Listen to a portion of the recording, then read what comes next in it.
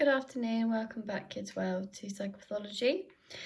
Where we are at the minute then, so we've looked at the definitions of abnormality, we have looked at phobias, how we treat it, the explanations, the characteristics, and we've started looking at depression. So the cognitive, behavioural and emotional features of depression.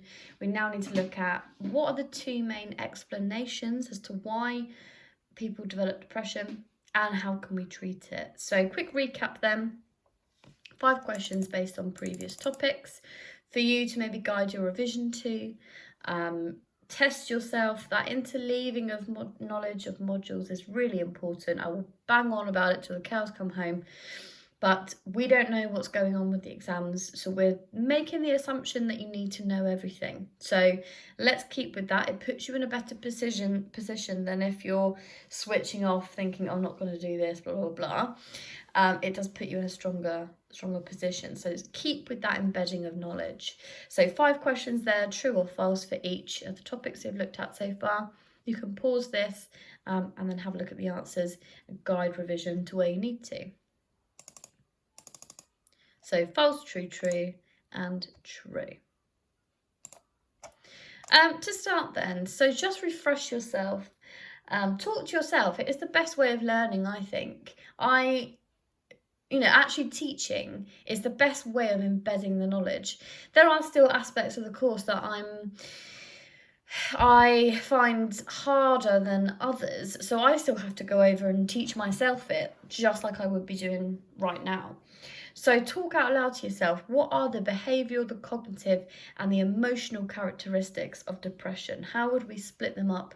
What do they look like? So you can pause this, discuss it with yourself or make some notes to refresh.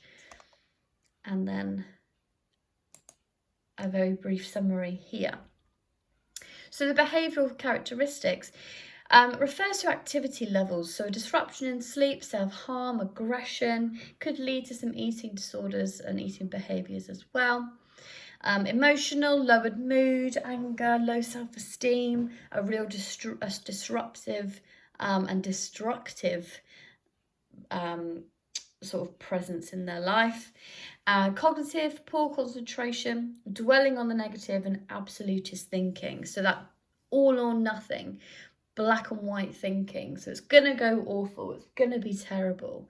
And we all have features of this within us, I think. And I do think that mental illness is a spectrum. There are elements or days where we feel like, this is just awful, I'm going to have a terrible day, it's going to be awful. And I think it's something that isn't all or nothing. But if you are somebody who struggles with depression significantly, that absolutist thinking is irrational and the biggest feature. So cognitive approach to explain depression. We've got 2 of the models that we need to discuss here, which is Beck and Ellis's model. So we've got one that is a negative triad and one which looks at an activating event that can lead to a whole other challenging behaviours. So 2 models we need to evaluate. The kind of question you could be asked is discuss cognitive explanations of depression. Do you want to talk about 2? They might ask you specifically a 6 marker or 8 marker or one or the other. They do like to do that actually for the explanations. So just to begin then, this is a cognitive feature. So whereas with phobias it was all centred around the behaviourist approach and OCD is centred around the biological approach, we're now looking at our thought processes. So mind map or bullet point, split it into AO1, AO3 maybe. What can you remember from the cognitive approach? What are some of the key terms? What are some of the strengths and weaknesses? Can you think of any aspects of the course we've looked at so far that looks at it from a cognitive perspective?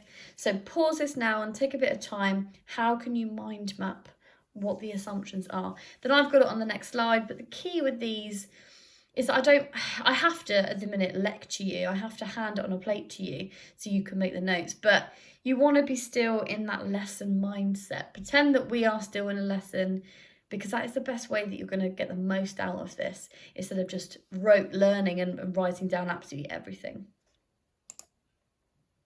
So the cognitive approach then, the assumptions are in blue at the bottom. So we've got schemas here. Schemas are packages of knowledge of information, how we process information. Behaviour can be explained by knowing what is taken in and how it's processed. It works like a computer. Remember that theoretical and computer models.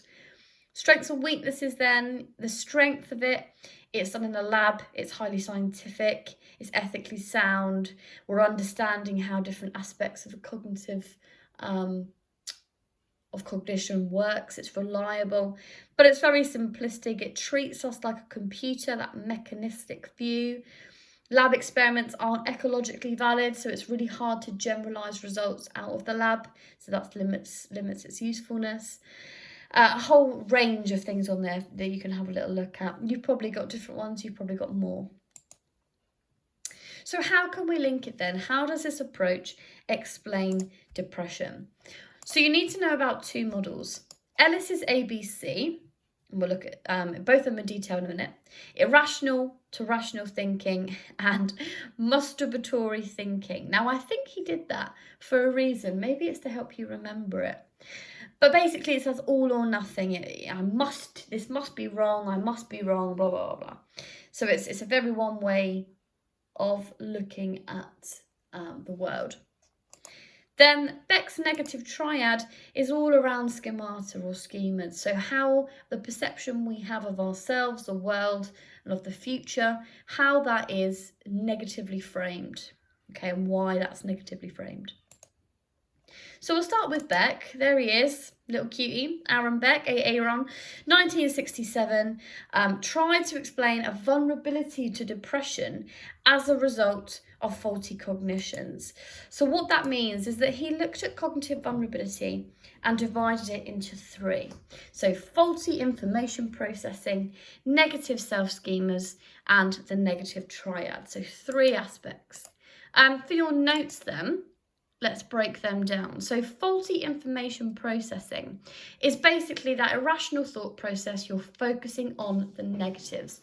You're ignoring the positive, and small things get completely blown out of proportion.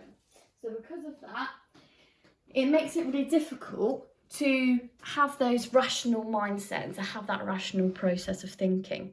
So it's black and white thinking, all or nothing. Based on past experiences, this is going to go completely wrong.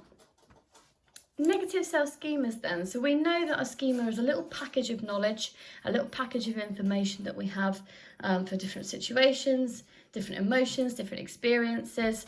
And we also have a self-schema, so a packet of information about ourselves, our own self-concept basically.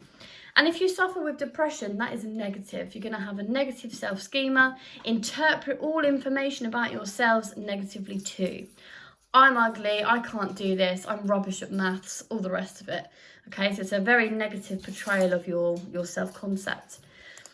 And then lastly, this negative triad. Now we usually see it as a triangle, and regardless of what's happening, three types of negative thinking will prevail. So a dysfunctional view of yourself. That is a negative view of the world, a negative view of the future, and a negative view of the self. So they kind of come in a combination. And it works, you can think about it in any situation. If you have a negative view of who you are, you're then going to have a negative perception of the world around you and of what you can achieve in the future. Okay, so this theory is still prominently used, and it's kind of created the way for treatment. So trying to tackle some of those faulty irrational thought processes. So it kind of works a little bit like this. I suck, life will always suck. And the way through treatment is to break that cycle, to try and bury down into those irrational thoughts to make them more normalised, to make them more rational.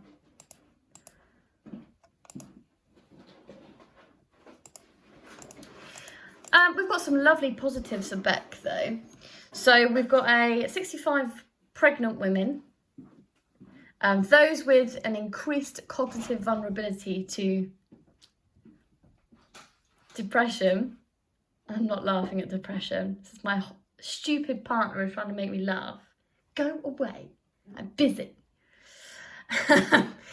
65 pregnant women, those with an increased cognitive vulnerability were more likely to develop this negative self-schema of themselves, and more likely to develop postnatal depression, basically. So this cognitive vulnerability more likely to develop or manifest itself in postnatal depression. Okay, so that's showing us that we need, or Beck's model is useful in understanding this, because it's looking at those concepts. Go away. Clark and Beck did a whole review of literature. It's a bit of a meta-analysis, plenty of supporting evidence. So cognitions can be seen before depression develops. So what is the cause in some case?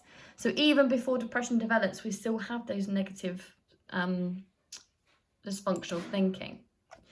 And when we look at the treatment of depression, it has a real practical application here, real life application in CBT. It forms the basis of it, breaking down those vulnerabilities. However, Beck's model doesn't look at, sometimes people with depression can experience extreme anger. So, or really weird, bizarre beliefs or hallucinations. So one negative is that quite a lot of mental illness is comorbid. So it means that it usually exists alongside another mental illness. So people who suffer from schizophrenia also suffer with OCD, also suffer with depression, and it makes it quite hard to distinguish. So what Beck's model doesn't do is explain that why some of the symptoms, doesn't really explain a lot of the symptoms, basically.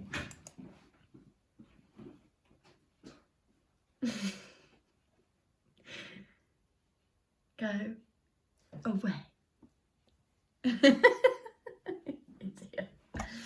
So that's Beck. Ellis is an ABC model. It's a nice little acronym. Look at his smiley little face there. He is super cute. Albert Ellis, what a cute name, 1962, emphasises irrational thoughts, those that interfere with us being happy and free of pain, affecting behaviour and an emotional state through 3 processes. So it starts with an activating event. So something has to take place, which then creates the beliefs that you have, and then the consequences. So if we take something like loss of a loved one as the activating event, the belief is that the belief could be you're never going to love anyone as much as them. The consequences is that you feel like you can't be with anybody again, and then you have a negative view about getting into a relationship, because there's always going to be there's going to be